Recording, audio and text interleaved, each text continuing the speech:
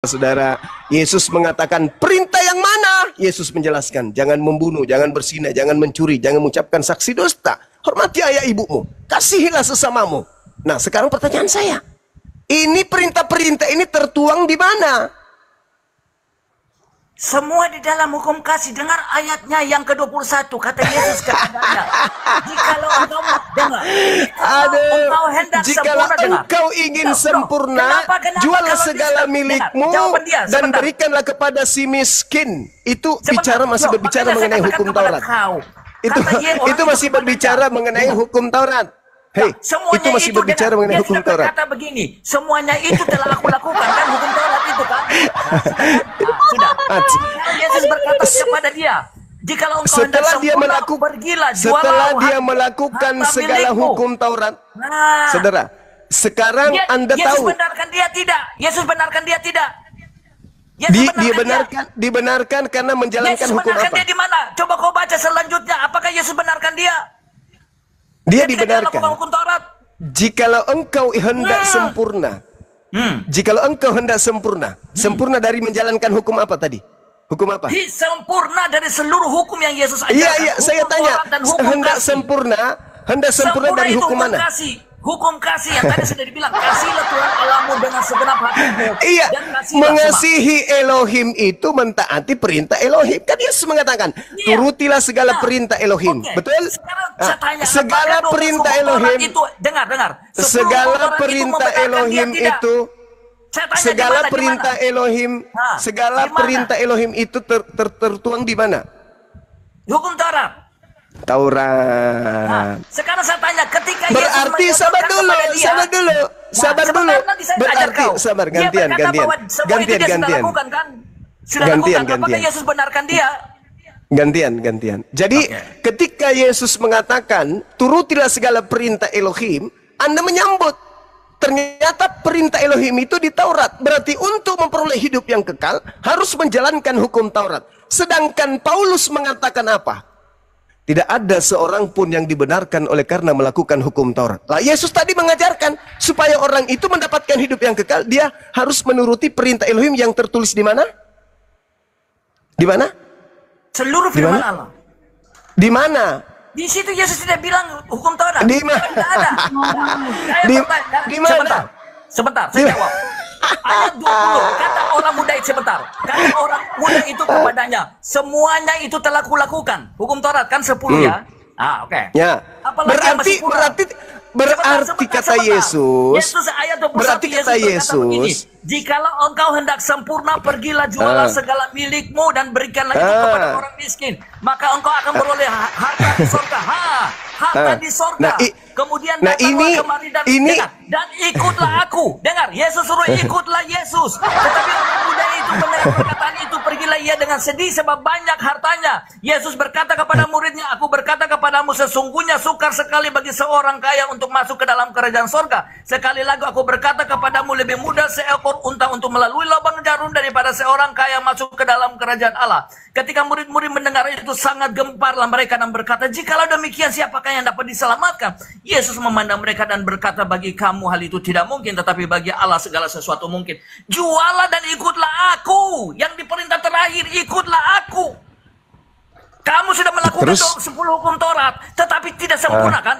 Berarti hukum Taurat tidak bisa menyelamatkan. Selain mengikuti Yesus, selesai kau. Oke, baik. Jadi ketika ditanya oleh orang tadi, syarat untuk memperoleh hidup yang kekal, apa yang harus dijalankan? Seluruh hukum Allah dan ikut Yesus. Tunggu hukum Allah dan ikut Yesus. Iya. Jujur dong. Ketika orang ini, saya tidak berdasarkan dalil saya sendiri.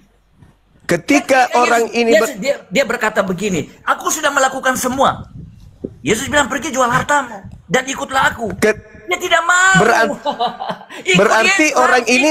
Berarti orang ini menjalankan apa?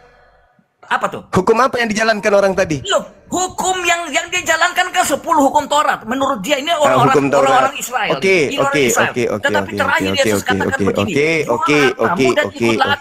Ingat, poin terakhir, berarti menurut Yesus, Untuk memperoleh hidup yang kekal, syarat mutlak pertama menjalankan hukum Tuhan, yaitu Taurat, betul? Setuju. Nah, terus kenapa Paulus mengatakan tidak ada seorang pun yang dibenarkan oleh karena melakukan hukum Taurat? Ingat Yesus bilang ikutlah aku. Enggak, bukan itu dulu. Yesus di poin terakhir, tapi dia tidak bisa. Lihat, 10 dia sudah lakukan. Dia bilang kurang apa lagi? Yesus bilang jual hartamu sekarang, dan sekarang pertanyaan saya, saudara, pertanyaan saya, ketika Yesus ditanya, apa syaratnya memperoleh hidup yang kekal? Yesus memberikan syarat apa yang pertama? Yesus turuti yang perintah kepada dia. Yesus yang bertanya orang muda kaya, kata orang kepada Yesus dan berkata, Guru, perbuatan apa yang harus kuperbuat? Jawab Yesus, apakah sebabnya engkau bertanya? Hanya kata Yesus baik. Tetapi jikalau engkau mau ingin masuk ke dalam hidup, turutilah segala perintah Allah. Nah, jika engkau ingin memperoleh hidup, turutilah segala perintah. Perintah yang mana? Di mana tertulis perintah itu? Oke, termasuk hukum di mana? Semua hukum Taurat dan perintah. Ikutlah Yesus. Berarti menurut Yesus, untuk memperoleh hidup yang kekal, syaratnya menjalankan perintah Taurat. Oke. Itu syaratnya. Ikut Yesus. Itu syarat. Itu syaratnya, tunggu dulu. Itu syarat pertama dulu. Syarat pertama sudah dipenuhi kan orang itu. Oke. Tapi kenapa Paulus mengatakan tidak ada seorang pun yang dibenarkan oleh karena melakukan hukum Taurat? Ternyata tidak. Lelaki yang kaya ini pun tidak bisa. Sudah 10. Gimana maksudnya? Gimana maksudnya? Kata Yesus, untuk telah kuturuti. Nah, dia sudah turuti. Apalagi lolos berarti belum. Tinggal satu. Oke, tinggal satu. Dengar. Tinggal satu. Datang berarti lolos dia kan? Tinggal satu. Ikut ya itu penting. Ikut laku. Iya, tahu. Yang terakhir, itu poinnya, Pak. Ikut Yesus menjalankan Taurat atau tidak menjalankan Taurat?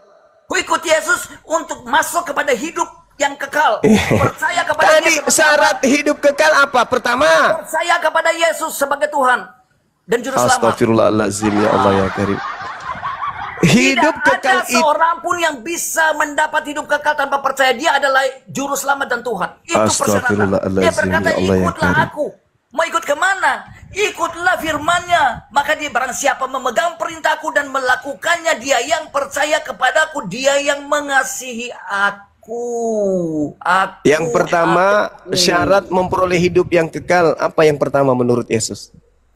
Lakukan mentaati perintah Allah. Dengar. Oke. Nah, sekarang perintah Allah ini syarat pertama kan? Kalau syarat pertama tidak dilolosin, bisa nggak lolos syarat kedua?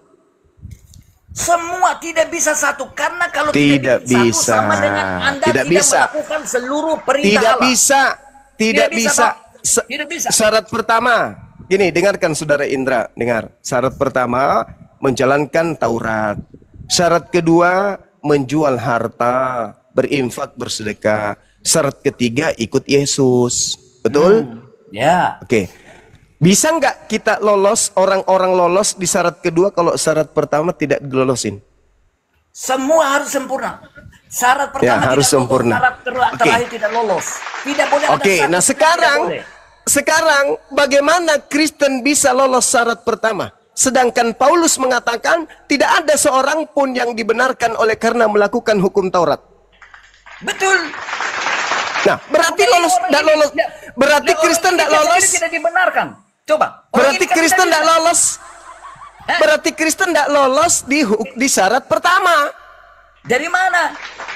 Iya. Paulus sendiri mengatakan, kamu tahu bahwa tidak seorang pun yang dibenarkan oleh karena melakukan hukum Taurat. Tidak ada. Nah, sekarang bagaimana mungkin Anda bisa lolos syarat kedua, syarat ketiga kalau Anda tidak lolos syarat pertama? Bagaimana Anda mau lolos syarat pertama, sedangkan Paulus mengatakan dalam Galatia 2 nomor 21, jika engkau mengharapkan kebenaran dari hukum Taurat, maka sia-sialah kematian Kristus. Bagaimana itu? Loh, Bagaimana Anda ingin memenuhi syarat pertama kalau dari syarat itu aja Paulus sudah bombardir. Dikatakan begini, aku tidak menolak kasih karunia Tuhan, sebab sekiranya ada kebenaran oleh hukum Taurat, maka sia-sialah kematian Kristus. Di data Galatia 5 nomor 4, Paulus mengatakan bahwasanya engkau akan lepas dari kasih karunia jika engkau mengharapkan kebenaran dari Kristus. Maka malah dia mengatakan begini, jikalau kamu berusaha untuk menjalankan hukum Taurat, kamu lepas dari Kristus. Syarat pertama kalian tidak bisa. Syarat pertama untuk memperoleh hidup yang kekal menurut Yesus, menjalankan hukum Taurat. Jadi ente baru siap-siap nih, ganti baju, habis mandi ganti baju, pakai sepatu, habis itu berdiri mau menjalankan hukum Taurat sebagai syarat pertama. Baru juga kamu mau menjalankan, apa kata Paulus? Kamu lepas dari Kristus. Jikalau kamu mengharapkan kebenaran oleh hukum Taurat, kamu hidup di luar kasih karunia jika engkau menjalankan hukum Taurat. Jadi syarat pertama aja nggak lolos. Gimana mau syarat kedua? Sementara syarat pertama aja nggak boleh. Ayo. Ayo. Saya jawab ya. Jangan. Iya, silakan. Silakan. Di dalam 1 Korintus 3 ayat 23 dikatakan begini. Semua orang telah berdosa dan telah kehilangan kemuliaan Allah. Berarti siapa yang dibenarkan? Ada tidak? Tidak ada. Berarti semua orang gagal melaksanakan hukum Taurat. Ya gagal berarti nggak lolos syarat pertama. Berarti nggak lolos syarat pertama. Tidak lolos syarat pertama berarti. Tidak lolos. Syarat pertama. Syarat pertama kalau tidak lolos syarat pertama bisa nggak loncat ke syarat kedua? Justru karena itu kasih Allah. Nah, Anda berkata hukum kasih karunia. Masalah generasi. Masalah itu. Jadi kita orang Kristen itu boleh tidak orang saya dosanya dihapus sebentar. Boleh tidak orang sudah dihapuskan, dia bisa berjalan dalam kebenaran. Nah, sekarang saya bertanya kepada Anda. Anda bisa berjalan dalam kebenaran sementara dosa menguasai Anda. Dari mana? Saya tanya. Iya. Dari mana pertanyaan Anda bisa saya berjalan jelas. dalam kebenaran kalau dosa boleh itu masih tidak, ada di dalam diri Anda? Saya tanya. Boleh tidak orang Anda ajaran bicara Anda sendiri nih. Ada nggak pengganti di bawah? Kalau ada tendang aja ini. Longor. Nah, bagaimana? Saya tanya. Nah, Anda ini kan berdosa. Nah, Anda punya dosa di dalam. Ada nggak oteng lain? Kalau ada oteng lain ini dilempar aja ke neraka. Ngapain dipertahankan manusia congor? Model nggak ada malunya. Jadi teman-teman sekalian, yang penting pesannya udah nyampe ya. Bahwa Kristen ini tidak akan pernah sampai kepada keselamatan. Tidak akan pernah sampai. Menurut Yesus. Kenapa? Syarat pertama harus menjalankan hukum Taurat. Baru juga mau menjalankan hukum Taurat itu satu, milik kepunyaan orang Yahudi. Kristen bukan milik orang Yahudi. Taurat itu bukan punya dia. Yang kedua, kalaupun dipaksakan mereka nyolong kitabnya orang Yahudi, Paulus mengatakan, kamu lepas dari Kristus jikalau kamu mengharapkan kebenaran oleh hukum Taurat. Kamu hidup di luar kasih karunia. Baru juga mau memenuhi syarat pertama, yaitu menjalankan Taurat, sudah dicegal oleh Paulus. Jadinya nggak bisa. Syarat pertama gagal. Bagaimana mungkin loncat ke syarat kedua? Bisa, nggak mungkin. Bagaimana orang bisa mendaftar di kampus mau kuliah menjadi mahasiswa kalau dia syarat pertama ijazah SMA nggak ada? Kecuali dia penguasa bisa bayar sana sini untuk ijazah palsu untuk menjadi penguasa, bisa jadi. Tapi ini bukan berbicara seperti itu. Bagaimana mungkin seorang Kristen bisa menjadi pengikut Yesus, sementara syarat menjadi pengikut Yesus, wajib hukumnya menjalankan segala perintah-perintah Elohim.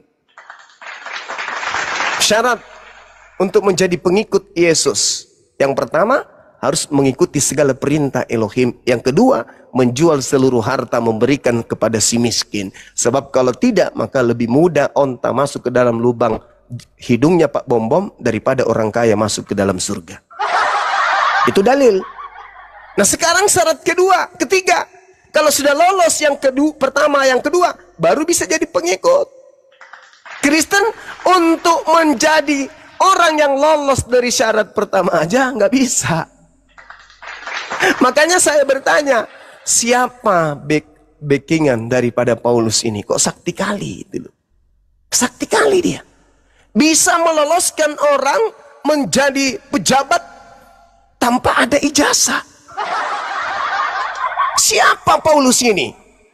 Mengiming-imingi jabatan tinggi, tapi orang tersebut tidak ada ijazahnya. Bagaimana ceritanya?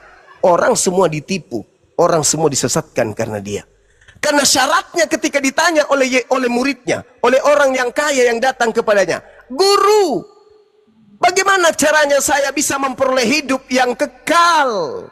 Yesus mengatakan, syarat pertama, engkau harus menuruti segala perintah Elohim. Perintah Elohim yang mana? Keluaran 20. Jangan membunuh, jangan berzina, jangan mencuri, jangan mengucapkan saksi dusta, hormati ayah ibumu, kasihi manusia seperti dirimu sendiri mengasihi dirimu. Lah, apakah Kristen bisa? Nggak bisa. Kenapa nggak bisa? Karena jangankan untuk menjalankan itu, yang ada malah dihapuskan. Kristus telah menebus kita dari kutuk hukum Taurat dengan jalan menjadi kutuk. Kenapa bisa? Karena hukum Taurat itu sudah berlaku lagi. Jadi bagaimana mungkin seorang Kristen bisa menjadi pengikut Yesus? Syarat pertama tidak bisa dilalui. Bagaimana mungkin seorang bisa menjadi presiden kalau dia tidak punya ijazah asli? Wajib.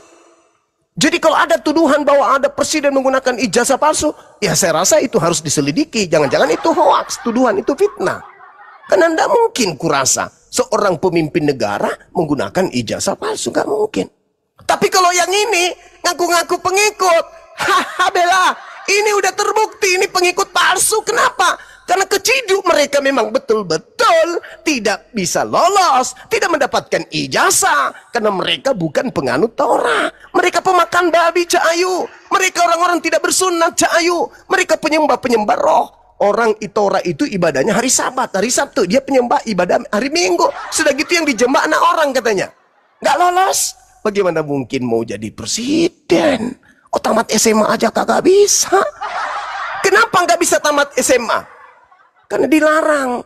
Apa kata Paulus? Ya baca di dalam Galatia 5 nomor 4 tadi. Galatia 2 nomor 22 tadi. 21 tadi. Baca Galatia 2 nomor 16 tadi.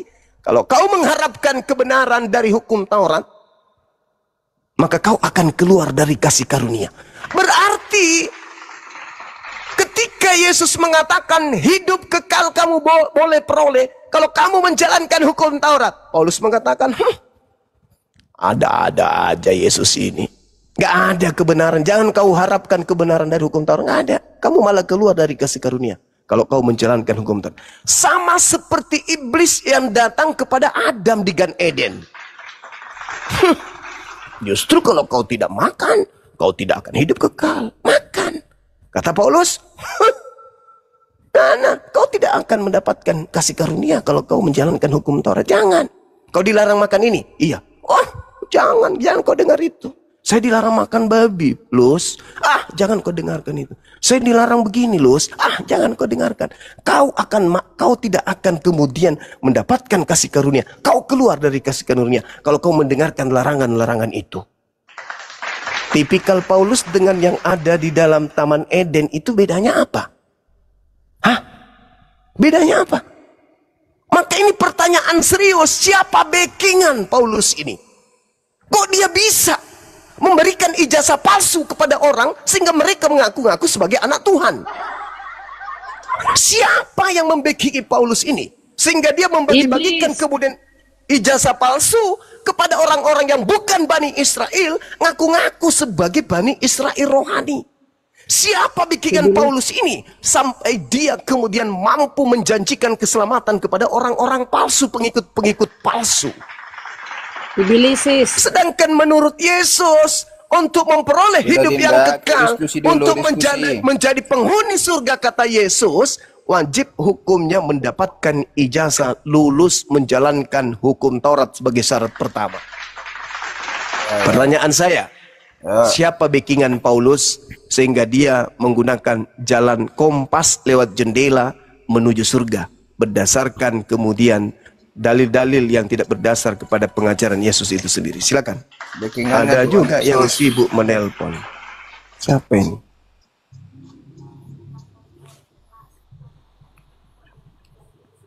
Ya, halo semuanya yang Kristen-Kristen, tolong dijawab, siapa backingan Paulus?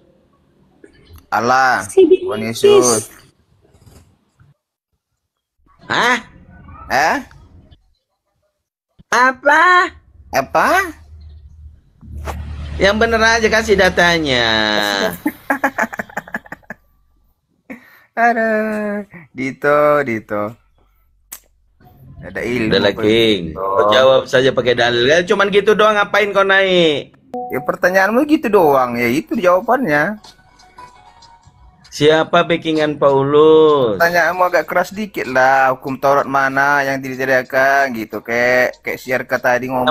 Kalau tidak Itu kan tadi, keras. kalau nggak Gak dibawa saya jawab. dibawa dulu kau, nggak ada ilmu kau. Sana. Ayo Jackson, nggak usah tapik-tapik kalau di atas Jackson. Apa pertanyaannya ini Bang Dito, Kang Dito? Makanya kau dengar, kau simak tadi, Bang Zuma tadi bertanya, siapa backingan Paulus? Ini backingan untuk kemana sih Paulus ini rupanya? Kau pun sudah di atas, di bawah nyimak, masih pula kau tanya lagi pertanyaannya. Macam mana sih kalian ini? Ini diskusi kah?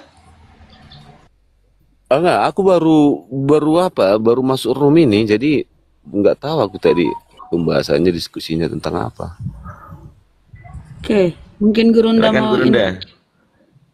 Iya, siapa backingan Paulus sampai syarat untuk menjadi pengikut Yesus itu dibatalkan, dibantah sama dia? Itu loh pertanyaan saya.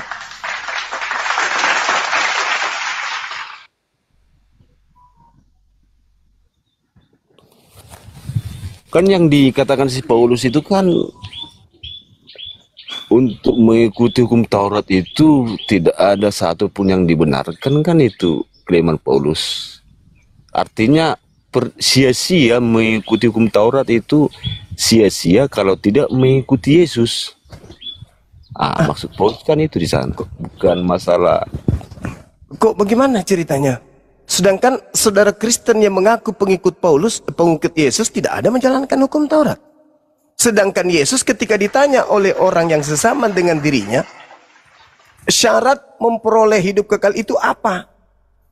Yesusnya mengajarkan syarat Ikuti memperoleh perintah hidup Allah. yang... Nah, ikuti perintah Allah, itu syarat pertama. Apa perintah Allah itu? Tertulis di mana? Tapi kalau cuma mengikuti perintah Allah, tidak mengikuti Yesus itu belum memperoleh hidup kekal. Iya, itu sesi yang ketiga. Yang pertama, melakukan segala hukum yang ada di dalam hukum Taurat. Syarat pertama. Nah, tapi Paulus melarang Kristen untuk melakukan hukum Taurat. Bagaimana mau loncat ke syarat kedua? Di mana Paulus mengatakan dia melarang melakukan hukum Taurat?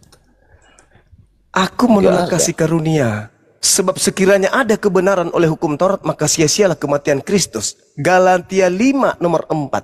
Kamu lepas dari Kristus jikalau kamu mengharapkan kebenaran oleh hukum Taurat. Kamu hidup di luar kasih karunia. Bagaimana orang Kristen mau menjalankan hukum Taurat? Sementara kalau dia menjalankan hukum Taurat, kata Paulus, kamu lepas dari Kristus, kamu keluar dari kasih karunia. Kalau kamu ingin menjalankan syarat pertama, yaitu menjalankan hukum Taurat, kata Paulus, kamu lepas dari Kristus dan kasih karunia akan keluar, dan kamu akan keluar dari kasih karunia. Jadi bagaimana mungkin mau memenuhi syarat tadi? Sementara kalau memenuhi syarat pertama, orang Kristen akan keluar dari kasih karunia.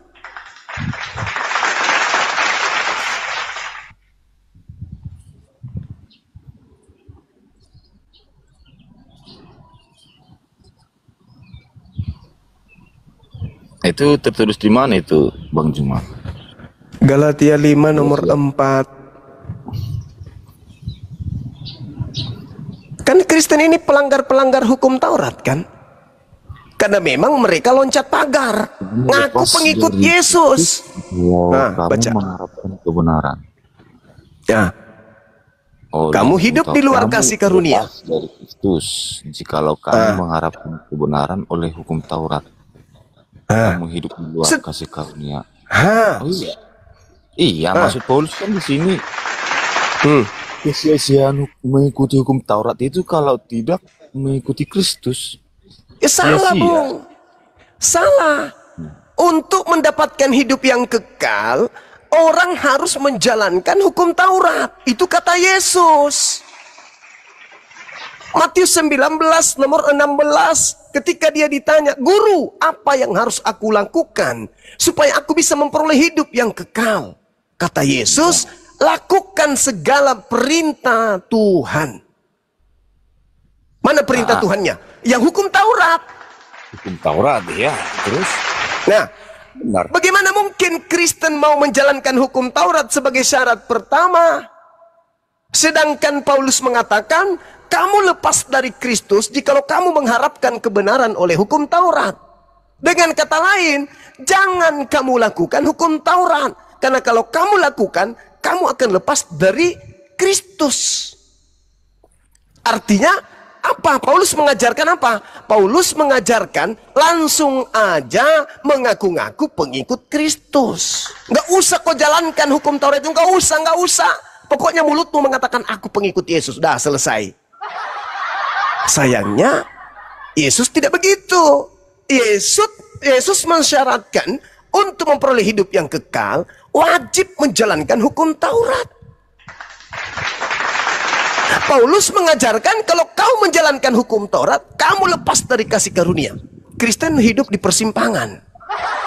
Mau mengikuti Yesus, dihantam sama Paulus. Mau mengikuti Paulus, dihantam oleh Yesus. Maka berada di persimpangan. Ketika mereka tetap dalam persimpangan, bertemu dengan Yesus nanti, apa kata Yesus? "Enyahlah daripada aku, engkau semua adalah pembuat kejahatan." Gimana dong? Itu fakta. Itu real. Itu dalil. Itu dalil.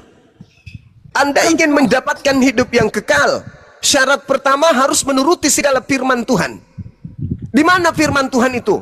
Di dalam hukum Taurat. Baru juga Anda berkemas, baru Anda siap-siap mau menjalankan hukum Taurat. Paulus sudah menghadang. Berhenti. Mau kemana lo? Mau ke sinagoge. Ngapain? Menyembah, menjalankan segala perintah. Kamu akan lepas dari Kristus kalau kamu mengharapkan kebenaran dari sono. Jangan.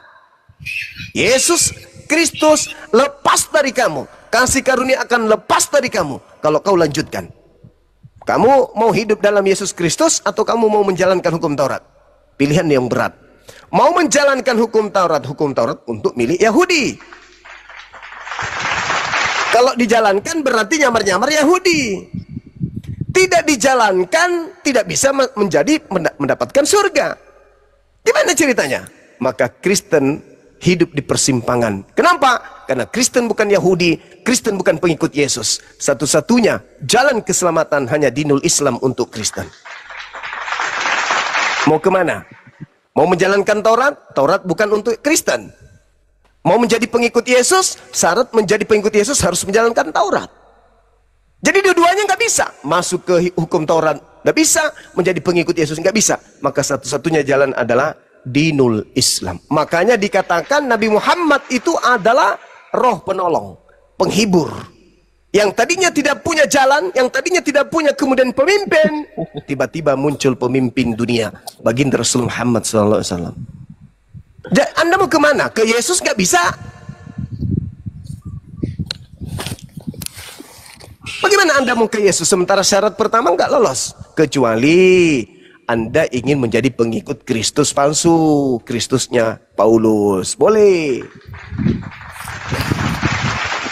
Kalau Kristusnya Paulus Anda mau ikuti, silakan. Itu boleh, bebas kalau itu.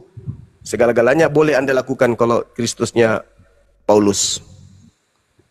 Silakan, saudara, silakan.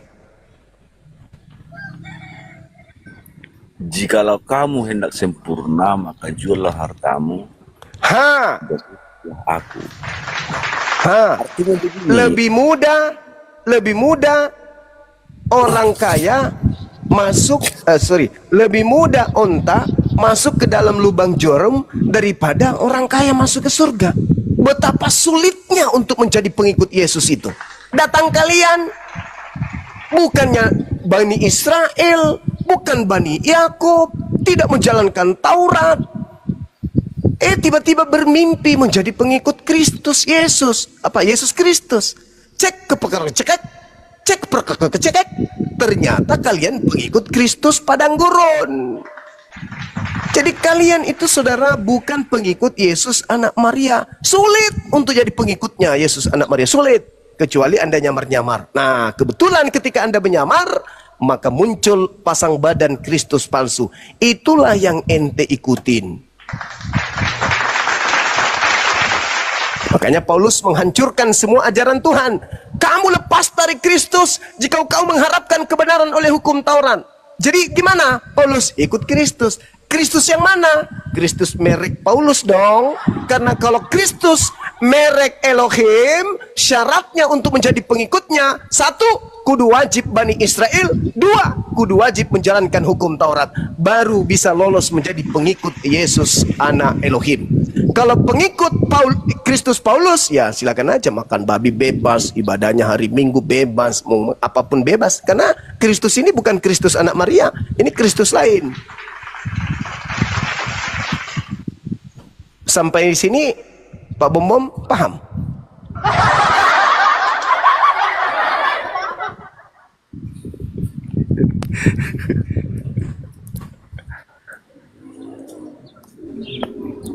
Loh kok nangis? Silakan, paham nggak? Jangan nangis dong. Nggak nangis bang, siapa yang nangis? Cuman aku kok jadi bingung, aku kok nggak sesuai yang dikeluarkan Bang Jul dengan yang tertulis. Kok nggak sesuai, saudara? Kata Yesus. Sama kayak berlawanan arah gitu. Berlawanan dengan ajaran Kristen, betul. Pasti. Karena hal ini belum ada apologet Islam yang membongkar. Baru Bang Suma dan teman-temannya. Apologet Islam kawakan yang sudah senior-senior itu nggak pernah membuka ini.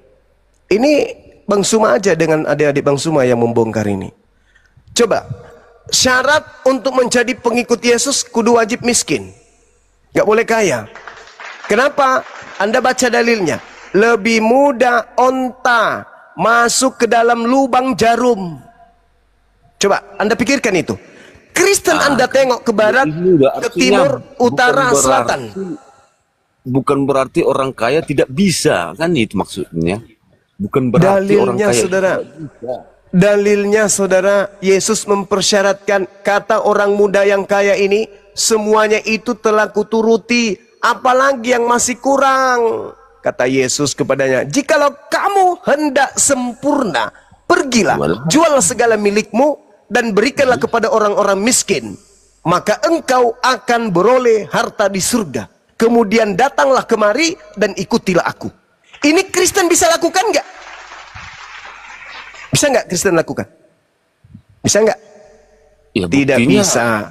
Buktinya kan memang susah memang mengikuti Yesus itu. Iya, makanya yang kalian ikuti itu Yesus padang gurun, bukan Yesus anak Maria, sang penginjil. Bukan, karena untuk menjadi pengikut sang penginjil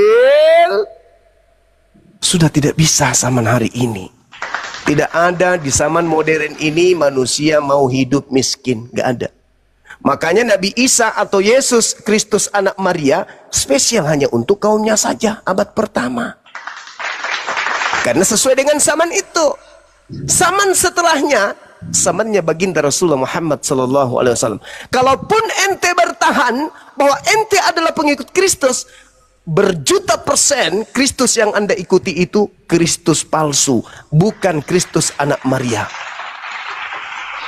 Materi ini pernah membuat seorang lulusan teologi S2 melempar asbak, dan saya hampir dibongkarkan meja, didorong meja, gara-gara dia ngamuk. Saya jelaskan ini. Sambil menangis, dia gemeteran. Saya sudah mau izin pulang, ya sudah nona saya izin kalau gitu. Enggak, jangan pulang dulu. Kamu harus bertanggung jawab. Selesaikan ucapanmu tadi. Loh, kok kurang apa lagi penjelasan saya? Data saya sudah sajikan. Anda sudah membacanya, Anda punya title, Anda S2 teologi, kurang apa lagi? Anda pintar, Anda cerdas. Narasi yang saya bangun, narasi yang tertuang secara tertulis di dalam Bible, kurang apa lagi? Habis itu dia pukul meja, membentak saya. Jangan pulang, ku bilang. Jangan pulang. Loh, ini sudah jam berapa, Nona? Saya juga ada anak, ada istri. Enggak, selesaikan ini dulu. Akhirnya kami dialog sampai jam berapa? Jam 12 malam. Nanti mallnya tutup, nanti sapamnya ngusir kami, baru kami pulang. Karena materi ini. Gemetaran, keringat dingin, marah. Dia ingin jambak rambutku. Sampai ingin berapa kali dia layangkan tangannya untuk nampar aku. Tapi aku bilang, susah. Ini materi, mungkin mana? Islam datang untuk menyelamatkan Anda. Kalau Anda menolak, silakan. Neraka luas. Tinggal Anda pilih, Anda mau di kaplingan mana. Tapi ini kebenaran. Al-Quran datang menyelamatkan Anda. Al-Quran datang mengatakan, Qad ja'akum rasuluna yubayyinu lakum. Nabiku Nabi Muhammad datang untuk menjelaskan sebagian dari isi kitab kalian itu. Ya silakan Anda pikirkan. Yesus yang berkata, katanya konon ucapan Yesus yang harus dipercayai. Lalu kurang apa lagi? Saya nggak minta Anda percaya Quran. Saya nggak minta Anda percaya hadits. Saya minta Anda percaya apa yang Anda imani sebagai firman Tuhan dan sabda Yesus. Kata Yesusnya jelas kan? Jikalau kamu hendak sempurna, pergilah. Jualah segala milikmu dan berikanlah kepada orang miskin. Maka engkau akan beroleh harta di surga. Kemudian datanglah kemari, ikutilah aku. Ketika orang muda itu mendengar perkataan itu, pergilah ia dengan sedih. Sebab dia memiliki banyak harta. Yesus berkata kemudian kepada murid-muridnya sepeninggal orang kaya ini, anak muda kaya ini. Aku, Yesus, gurumu berkata kepadamu, sesungguhnya sukar sekali bagi seorang kaya untuk masuk ke dalam kerajaan surga. Sekali lagi aku berkata, ini Yesus ulang-ulang, diulang saking pentingnya ucapan itu. Sekali lagi aku tanamkan, aku tancapkan kepadamu, aku katakan kepadamu, lebih mudah seekor unta masuk melalui lubang jarum daripada seorang kaya masuk ke dalam kerajaan Tuhan. Pertanyaan saya, kenapa Yudas jatuh cinta kepada 30 keping uang perak? Karena mereka murid-murid Yesus orang-orang miskin. Tak ada orang kaya. Mereka miskin, miskin dan miskin. Kenapa? Dia mengikuti teladan gurunya. Tidak ada orang kaya. Sedangkan sekarang pendeta-pendeta, mobilnya mobil mewah-mewah, hartanya berlimpah, rumah-rumahnya rumah mewah semuanya. Ini yang mau masuk surga. Ini pendeta pastor yang kayak gini yang mau masuk surga. Jemaat-jemaatnya yang berbisnis, makan babi, makan asu, tidak bersunat, ibadahnya minggu yang banyak kepada Kristus, itu yang mau masuk surga. Tidak bisa. Syarat masuk surga menurut Yesus jelas terpampang di dalam kitab saudara. Bukan di hadits, bukan di Al-Quran, bukan di Taurat, tapi di kitab saudara. Sekarang, tanya diri Anda. Apakah Anda pengikut Kristus yang asli atau pengikut Kristus yang benar?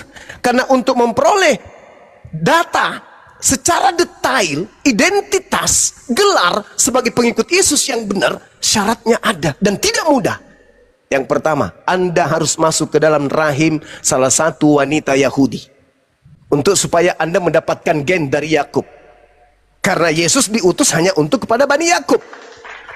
Yang kedua, Anda harus telaten menjalankan hukum Taurat. Sebab syarat untuk memperoleh hidup yang kekal harus menjalankan hukum Taurat. Yang ketiga, Anda harus menjual harta Anda seluruhnya. Yang keempat, Anda harus pindah kemudian di pemukiman Yahudi. Karena Anda harus mengikuti Yesus, bukan menjadi seorang Kristen. Yesus ketika diikuti akan menghantarkan kita kepada Yudaism, rumah ibadahnya Yahudi, bukan ke rumah ibadahnya orang Romawi. Dan yang kelima, Anda harus melepaskan Kristen Paulus. Anda harus keluar dari agama Kristen. Berat, memang berat.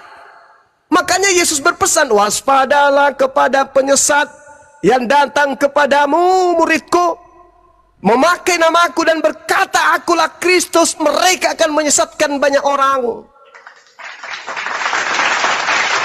Maka banyak orang inilah yang loncat jendela, loncat pagar, ijazah palsu, ngaku lulusan sarjana, menjadi anak-anak Tuhan, menjadi seorang pemimpin, menjadi ahli waris negara, menjadi seorang negarawan, tapi rupa-rupanya dia menggunakan ijazah palsu.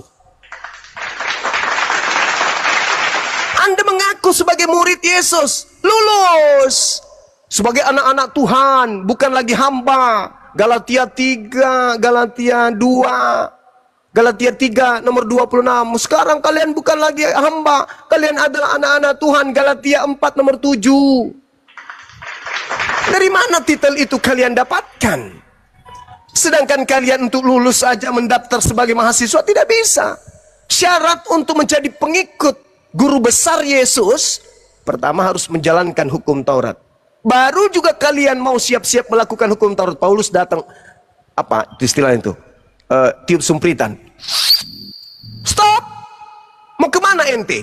Oh, mau ke sinagoge. Ngapain? Mau sabat. Untuk apa? Untuk menjalankan segala perintah Tuhan. Tujuannya apa? Untuk memperoleh hidup yang kekal dong. Oh no. Berarti kau mau menjalankan hukum Taurat? Yes. Sabat? Iya. Bersunat? Iya. Tauhid? Iya. Menyembah kepada Elohim saja? Iya. Tunggu. Dengarkan saya. Apa Paulus? Kamu lepas dari Kristus. Kamu keluar dari kasih karunia. Kalau kamu mengharapkan ada kebenaran di situ, tinggalkan. Nah, sekarang Kristen pilih mana? Meninggalkan syarat yang dilakukan Yesus dan mengaku-ngaku berpura-pura nyamar-nyamar seperti pengikut Yesus atau gimana? Kalian nyamar pengikut Yesus. Lah, pengikut Yesus itu buka celanamu dulu, kusenteri, pakai helm. Serigala jamar domba. Habis itu hari Sabtu kamu kucari di sinagoge, rumah ibadahnya orang Yahudi. Mana si bom ini? Mana si bom? Enggak ada. Saya ke gereja. Di sana dia makan babi. Ternyata lu adalah pengikut palsu, lu penyamar. Pantasan aja nanti ketika kalian bertemu dengan Yesus. Apa kata Yesus? Enyahlah daripadaku, kalian semua adalah pembuat kejahatan. Aku tidak mengenal kalian. Ayo. Mau sampai kapan saudara? Mumpung masih ada roh di dalam jasad kalian. Mau sampai kapan? Mau sampai kapan menjadi pengikut palsu untuk Yesus palsu? Mau sampai kapan? Sudahnya Tuhan kalian palsu, nabi kalian Paulus nabi palsu, rasul palsu, semuanya palsu. Iman palsu, pengikut palsu, Yahudi palsu. Mau sampai kapan? Mau sampai kapan? Kebenaran tertuang. Saya nggak pakai Quran, saya pakai dalil dalam kitab saudara. Kalau Al-Quran jelas, wa idza husyiran nasu kanu lahum a'da wa kanu bi ibadatihim kafirin. Pada hari di mana orang semua akan dikumpulkan nanti, apa yang mereka sembah selain daripada aku, Allah, akan menjadi musuhnya. Nah, Yesus memusuhi kalian. Matius 7, 22, 21, 23. Pada hari terakhir nanti banyak orang memanggil aku Tuhan. Bukankah kami bernubuat mengusir setan, bermujizat pakai namamu? Pada saat itulah aku akan berterus terang kepada kalian, enyahlah daripadaku, kalian semua adalah pembuat kejahatan. Jadi seperti si Rulusuli Linggis, ya kan? Dia mengobati orang kan? Wah, dari jalur TV, Allah dalam nama Yesus Kristus, wah benjolmu pindah ke lutut, wah sembuh. Nah sekarang Yesus yang mana yang dia panggil tuh? Kok dia bisa sembuh? Sementara Yesus yang asli datang mengusir. Aku tidak mengenal kalian. Loh, bukankah kami bernubuat pakai namamu, bermujizat pakai namamu? Apa kata Paulus? Apa kata Yesus? Aku tidak mengenal ente. Jadi yang datang kepada kalian yang membuat kalian bermujizat itu Yesus yang mana, Cak Ayu? Bisa nggak setan ngaku Yesus? Bisa. Bisa nggak Yesus bermujizat? Iblis bermujizat? Bisa. Kenapa tidak?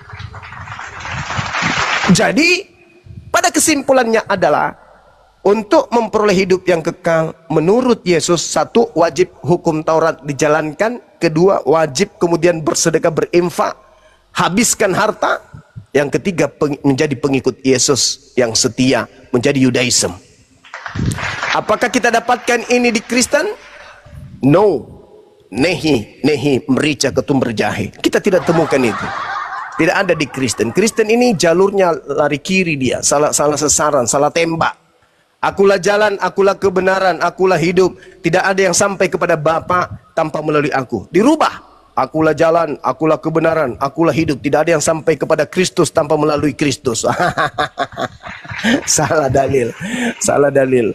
Saya kira begitu saudara. Kayaknya ada yang penting. Ini saya ditelepon sudah 440 kali dari seseorang. Saya angkat dulu. Silakan Dinda Dito diambil alih sebentar. Silakan.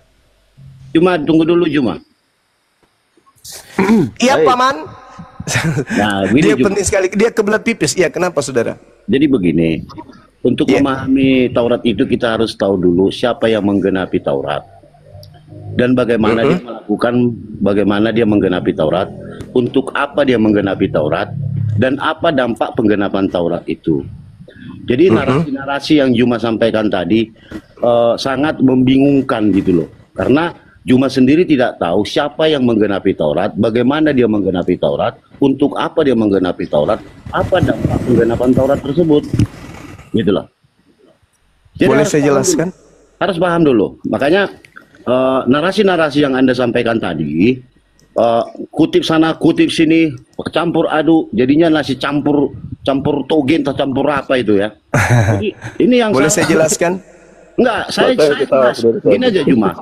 Saya bisa jelaskan ke Anda. Anda boleh belajar dari saya. Boleh. Taurat itu untuk siapa, Bang? Taurat itu untuk siapa Tauratnya? Sama Taurat itu ditujukan kepada manusia, dan manusia yang mewakili itu adalah Bani Israel. Benar dulu. Bani Israel. Nah, hukum Taurat itu untuk Bani Israel. Kepada setan itu ya. Itu kepada Bani Israel. Nah, ketika digenapi maka digenapi untuk siapa? Ketika digenapi maka digenapi untuk siapa? Dengar dulu, saya jelaskan. Saya jelaskan karena kitab Anda mengatakan. Saya sebagai orang yang tidak paham nih bertanya sama orang yang paham. Anda tidak perlu menjelaskan keraguanmu terhadap Anda tidak perlu menjelaskan yang saya tidak butuh untuk dijelaskan. Kita sebagai orang yang cerdas, ketika anak didik Anda sabar. Ketika Anda seorang pembimbing, guru, ketika murid sabar. Saya kasih petunjuk dulu. Ketika Anda memiliki murid bertanya tentang sesuatu, maka sesuatu itu aja yang kamu jelaskan. Kalau Anda seorang yang cerdas, jangan kamu menjelaskan sesuatu yang tidak ditanya oleh muridmu. Kamu lari kemana-mana loh dari tadi. Muridmu bertanya tentang kepala. Kamu menjelaskan tentang kamu kemana-mana tentang usus. Itu nggak nyambung. Saudara, saya bertanya kepada saudara, hukum Taurat itu diwahyukan oleh Tuhan untuk siapa? Untuk manusia diwakilkan kepada Bani Israel, bukan untuk setan. Untuk di mana tertulis untuk manusia diwakilkan kepada Bani Israel? Bani Israel itu manusia apa enggak? Saya tidak tanya seperti kalau kamu mengatakan manusia, kamu ingin menipu dengan menjelaskan seakan-akan bahwa hukum Taurat itu. Jangan panik Juma. Saudara, Bani Israel sudah pasti manusia. Hei, muridnya Paulus. Bani Israel sudah pasti manusia. Tapi manusia belum tentu Bani Israel. Anda ingin menggunakan cara Paulus di dalam menyesatkan. Saya tanya sekali lagi Juma. Bani Israel. Saya tanya samamu. Hukum Taurat itu untuk seluruh umat manusia atau hanya untuk Bani Israel? Jawab. Kenapa dilarang membunuh? Kenapa seluruh bangsa dilarang membunuh?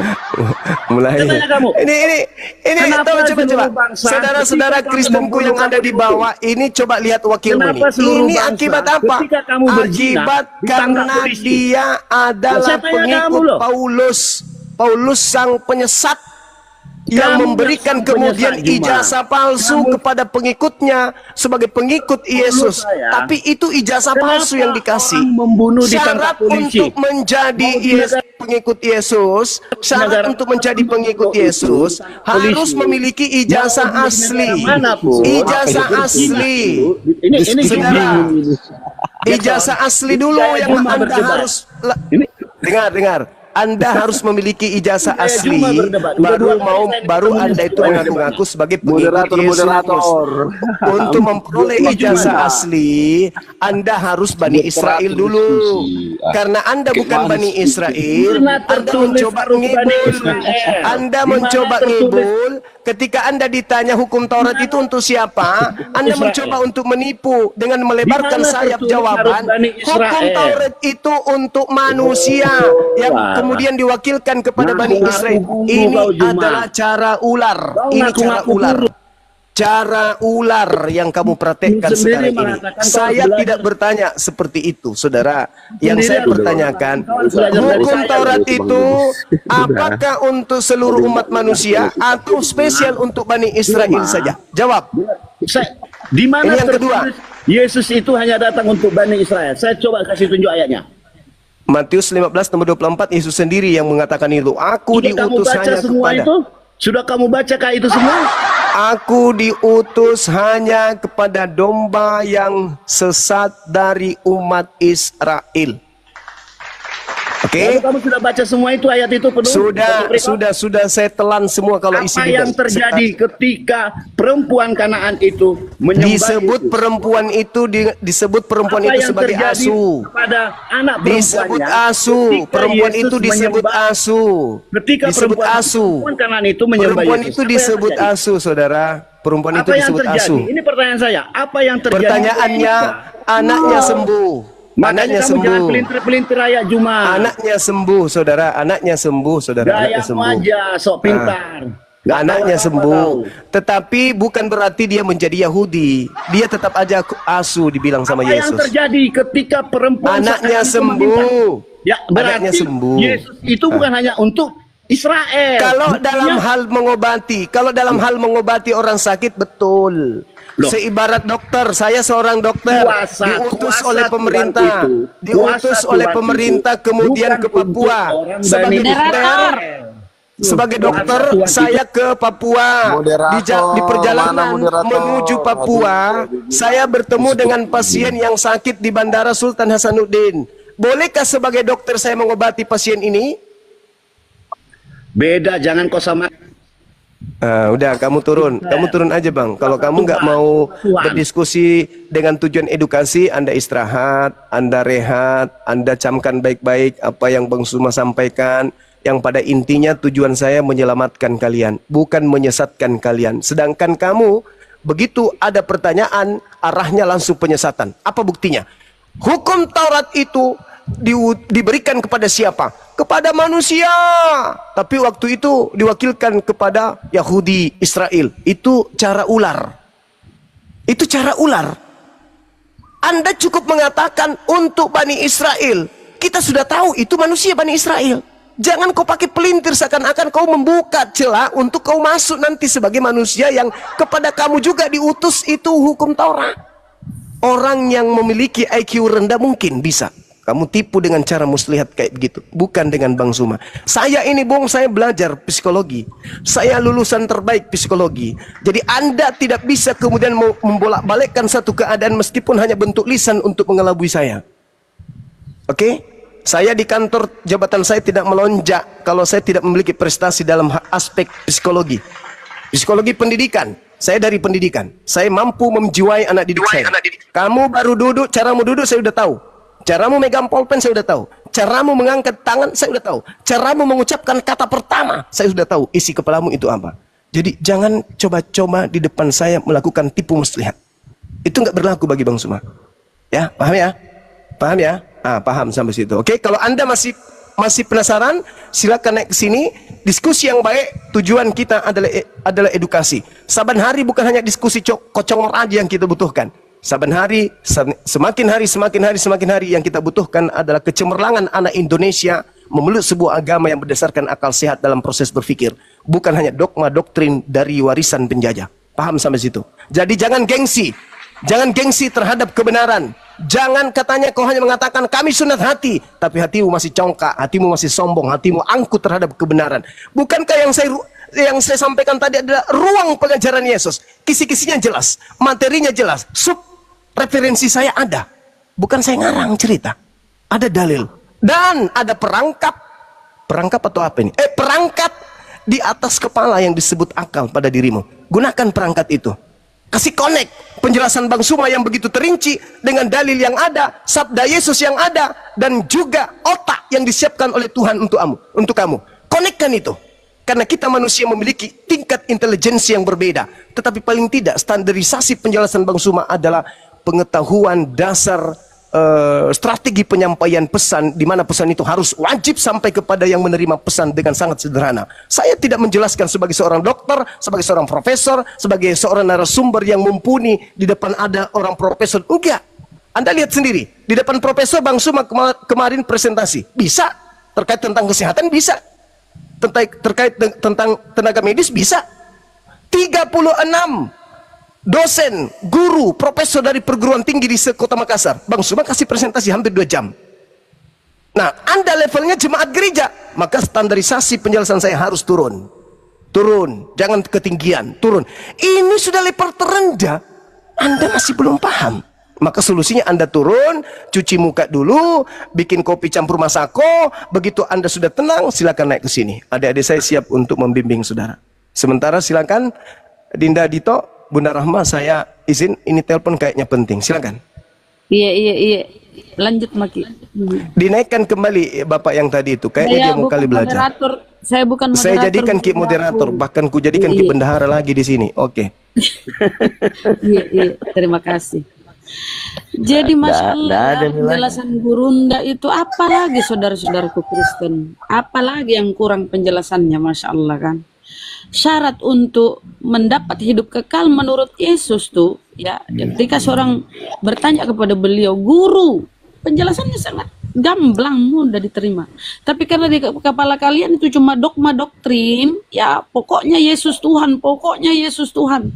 Jadi dogma di kepalamu ini itu yang tertanam sehingga penjelasan apapun kau mentahkan gitu loh. Ini akal kau matikan demi menuhankan Yesus. Yesus apa? Ya Kristus palsu yang mendatangi Paulus. Kenapa itu disebut Kristus palsu? Ajaran Yesus anak Maria, Yesus asli dengan yang mendatangi Paulus berbeda. 360 derajat berbedanya. Nah itu kalau disampaikan oleh Gurunda, guru kami, kalian masih on untuk menerimanya. Karena apa? Dogma doktrin dari si Paulus yang ajarannya berasal dari Kristus palsu inilah yang meracuni akal kalian. Ayo teman-teman Kristen, jangan, hidup ini hanya sekali loh. Bunda Rahma. Ya Bang, Jack.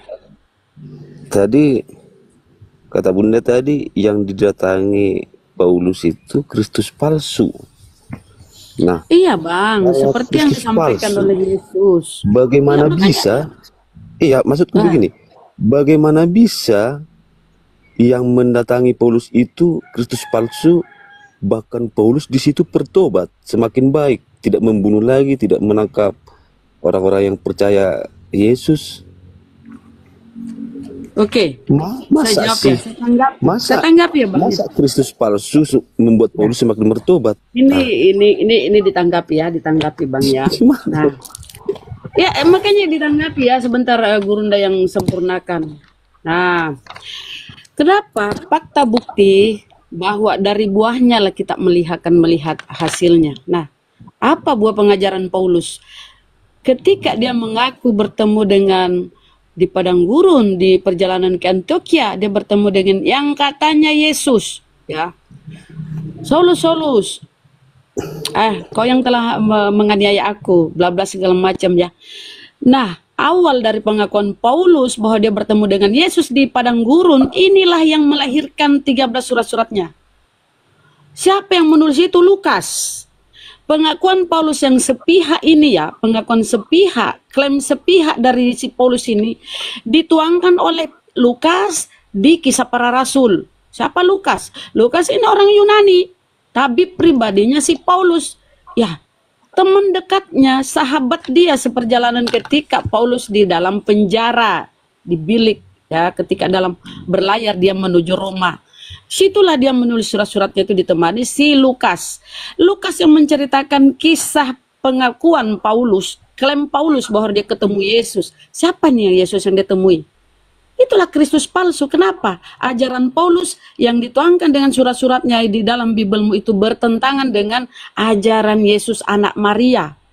Tadi sudah dipaparkan oleh guru kami ya, bahwa seorang murid bertanya kepada Yesus, "Guru, apa yang harus aku lakukan untuk mendapat hidup kekal?" Dijawab oleh Yesus, ya, Tidak ada yang baik selain Allah saja. Tapi kalau kau ingin mendapat hidup kekal, jangan berzina. Turutilah perintah Allah. Jangan membunuh, jangan berzina, jangan... Banyak segala itu. Artinya itu kau harus taat kepada hukum-hukum Torah. Tapi apa kata Paulus seperti yang disampaikan tadi? Tidak seorang pun dibenarkan karena melakukan hukum Torah. Itu di Galatia 2. Tidak seorang pun. Kemudian di Efesus. Dengan matinya Kristus sebagai manusia, maka dia membatalkan hukum Taurat dengan segala perintah dan ketentuannya. Bertolak belakang. Bertolak belakang. Nah, itulah Bang. Singkatnya ya. Itulah Bang. Kan Pengajaran kita kan sekarang kan oke lah. Artinya dan begini. Yesus sudah wanti-wanti di Surat Matius Paulus itu banyak orang tidak mengerti, banyak orang tidak tanggap. Kalau memang yang dijumpai Paulus itu di dekat gerbang kota Damsik, hingga akhirnya dia buta. Habis buta dia bertobat. Kenapa dan dia Yesus sudah semakin bertobat? Kan itu pertanyaannya.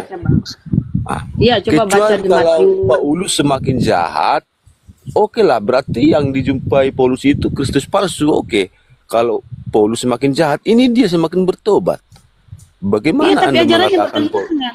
Ajarannya bertolak belakang dengan ajaran yang dia bawa. Ya, karena dia memang membuat suatu sekte Kristen namanya. adakah ajaran Paulus itu membuat orang semakin jadi beringas, semakin jahat, jadi membunuh, jadi Bukan berzina masalah dan beringasnya, lain-lain? Bang. Bukan masalah beringasnya. Itu yang dimaksud Ajaran buah. Paulus.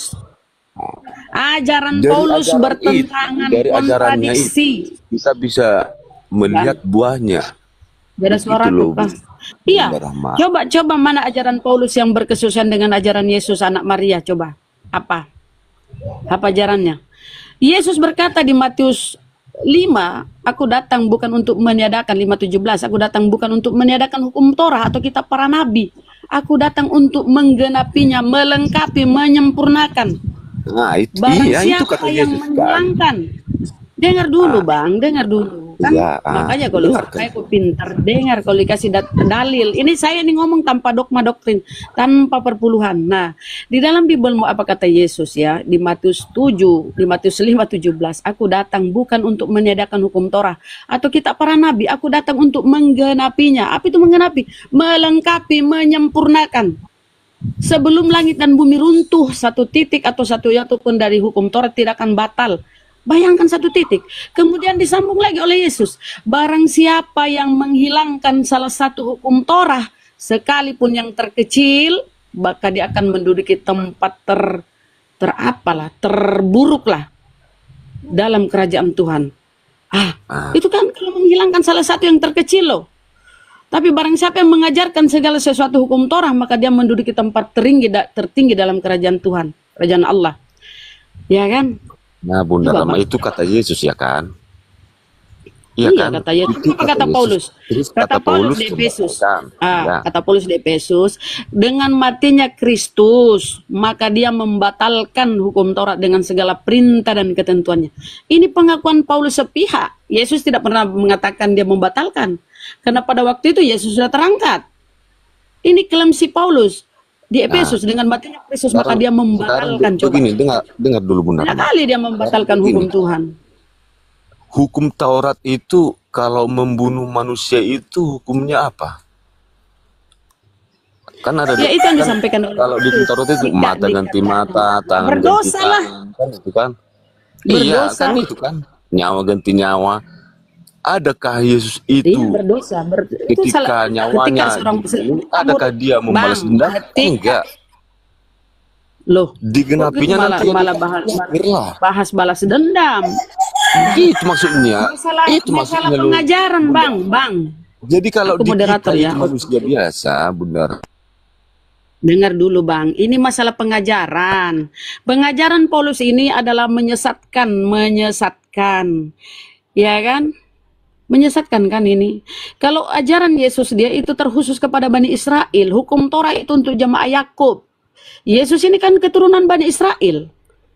Ya, aku diutus hanya kepada Bani Israel. Domba-domba yang tersesat dari umat Israel. Hanya. Kemudian di Kisah Para Rasul, Allah membangkitkan juru selamat bagi orang Israel, yaitu Yesus. Jadi Yesus itu juru selamat bagi orang Israel. Nggak ada hubungannya dengan kalian-kalian ini di luar Bani Israel. Aku berdoa bukan untuk dunia aku berdoa, tetapi untuk mereka aku berdoa. Mereka siapa ya? Itu pengikutnya Bani Israel. Simple bang. Tetapi apa kata si Paulus ini? Ya ketika dia datang. Dia membatalkan semua hukum-hukum Torah. Hukum Tuhan dia batalkan. Hebat kali kan dia kan? Dia membatalkan semua. Jadi poin pertama bang, Yesus untuk Bani Israel. Bagi manusia itu memang Yesus itu membatalkan kok. Nggak ada Yesus balas dendam. Ketika dia sudah bangkit, Kok balas? balas dendamnya nanti Bagaimana balas akhirat. dendam? Ya, kan hukum Taurat Ini sudah terang, nyawa ganti nyawa. sudah terang, Bang. Itu maksudnya Sudah tidak ada menggenapi lagi loh, Bunda Rahma. bangkit-bangkit. Ya Itu Allah, yang dimaksud memang, Paulus di teman-teman. Bang, sudah terangkat. Yesus enggak di bumi lagi, sudah naik, sudah kebangkitan lah. Kalau ceritamu ada kebangkitan, sudah terangkat. 70 tahun kemudian baru muncul si Paulus. Sudah enggak ada lagi Yesus di ceritanya, udah terangkat ya sudah makanya lama. Paulus menerangkan. Barulah datang si Paulus dengan ajarannya. Aduh, nggak tahu, nggak ngerti Bunda Rahma ini Nah, tentang itu. coba kau tengok itu ajaran Yesus dengan Paulus. Aku datang bukan untuk meniadakan hukum Torah. Kata si Paulus di Efesus. Dengan matinya Kristus maka dia membatalkan. Kemudian dia tutup dengan sangat kejam. Galatia 3:13. Kristus telah menebus kita dari kutuk hukum Taurat dengan jalan menjadi kutuk karena kita. Sebab ada tertulis, terkutuklah orang yang digantung pada kayu salib. Coba tengok. Yesus anak Maria ini kalau disebut anak Maria ya. Yesus ini dijadiin tumbal. Kristus telah menebus, dijadiin penebus. Kristus telah menebus kita dari kutuk hukum Taurat dengan jalan menjadi kutuk. Apa itu maknanya? Makanya kalian sekarang itu makan segala. Semua kalian makan karena kalian sudah tidak terikat lagi dengan hukum Torah, ajaran Musa, ajaran Paulus. Di akhirat lo Bunda Rahma, di akhirat. Makanya kalian itu bang berpuluh makan babi. Itulah kematian kedua Bunda Rahma. Paulus. Kalau bagi manusia kan Bang, ini kita berbicara data di Bible, jangan berbicara liar bagi manusia, bagi manusia. Kau yang dimaksud Paulus kau mengimani Yesus. hukum Bang, seremonial. dengar dulu. Kau mengimani Yesus berdasarkan data-data di Bible kan? Kau mengetahui siapa Paulus berdasarkan data di Bible kan? Kembali ke Bible, jangan liar, berasumsi. Bible berkata apa itu mengikuti.